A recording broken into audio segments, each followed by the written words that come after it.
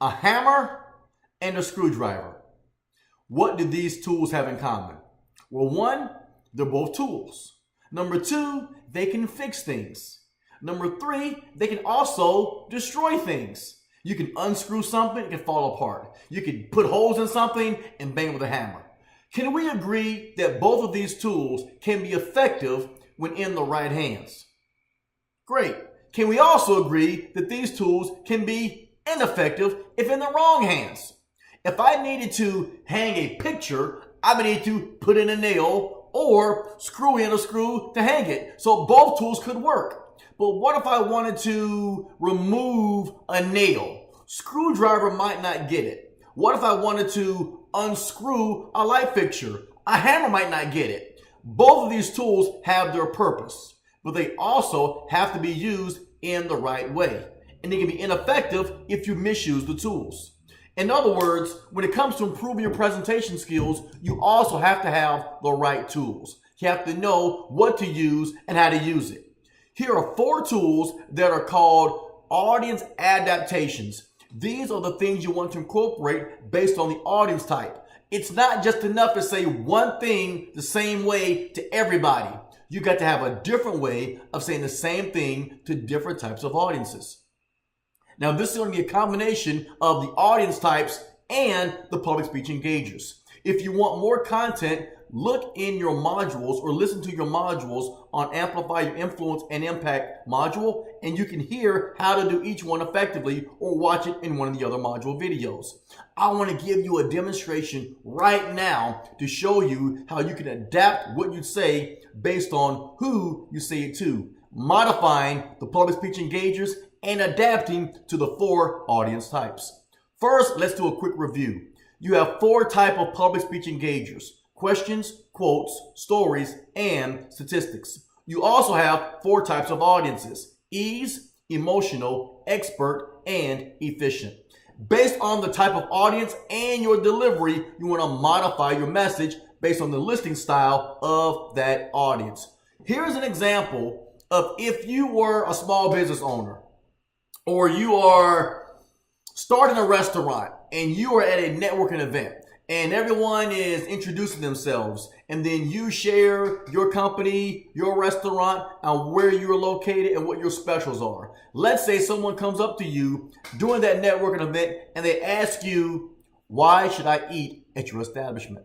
Why should I have lunch at your restaurant? Why should I bring my family to your location? Why should I have my networking meetings or have my business luncheons at your eatery? No matter what they ask you, the analogy of the restaurant is just an example. You might want to start a financial company. You might want to start a security organization. You may want to have a business in information technology. You may want to sell shoes. Whatever it is, the technique I want to show you can work in any of those 4 regards. First, let's look at the first type of audience, which is the ease audience. Ease audiences need step-by-step information. Ease audiences love questions, and ease audiences love to have stories that are relevant to that individual. For example, if an ease audience asks you, why should I come to your restaurant? And they're a low-key, no drama, reserved person, you could answer like this. Well, what are your favorite types of foods? Then whatever they say, you give them that special if your special has it. Or you can say to them, well, here was one of the reasons you want to come to our location. We are family owned, and my father and my grandfather have been in this business for over 100 years. And every recipe that you will taste is from our family, and we don't take any other recipes that are not our family owned. So everything you taste will be not only from our family, but from our heart. Now notice how I incorporated family and longevity and sustainability. These are things that ease audiences love.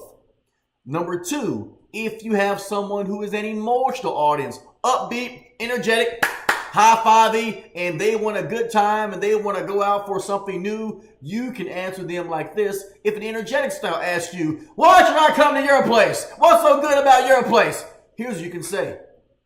or if you love trying new places, we have just opened our newest location and we have 3 specials. We have a new appetizer, we have a new lunch option, and we have a new dinner option that also gives you 3 sides, which makes our special unique. You can have a one-of-a-kind experience by tasting our food that you can only have at our location. That's why you should try our eatery. Now notice with the second example of the emotional audience, I didn't mention longevity. I mentioned uniqueness. I mentioned newness. I mentioned giving them an experience that they can only have at your location. Emotional audiences want to feel the mood. So it's not just enough to say we got good food. They want to feel the mood of the food. Third example is going to be the expert audiences. Expert audiences, they don't need stories like the emotional audiences. They don't need bottom line information like the efficient audience. Expert audiences, they need data. They need content. They need something that is quantifiable. Not your opinion, but something that is content oriented. Numbers, dates, times, statistics, percentages. They need the things that are unarguable. So if an analytical style that is one of the expert audiences says to you, why should I eat at your location? You can say this. We have been rated a perfect score on TripAdvisor, and we have an A+ rating through the Better Business Bureau. And we're proud to say that of the last 3 health inspections, we've scored a 99 the last 2 and a 100 on the last evaluation. So our food has been rated high by experts, and we have near perfect scores for our health. And we've looked around and we haven't found any other eateries within the 10-mile radius that have a score above an 89, and we have a 99 and a 100, and no other restaurant has had a perfect score on TripAdvisor, and over the last 2 months, we've had 2.